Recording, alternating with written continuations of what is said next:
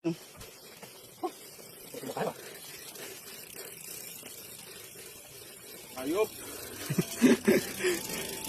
Budol talaga, budol. 3 oras ng puro ganito ah. May katapusan ba to? Ang laki na to.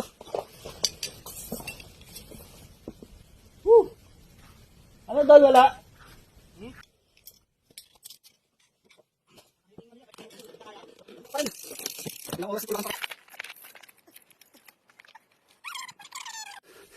Horsi. Ahon na ahon. Hindi talaga kaya ang bike dito.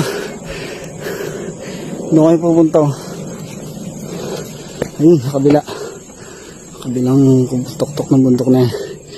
Tinakit na eh. Ito kami kumain oh. Ayun.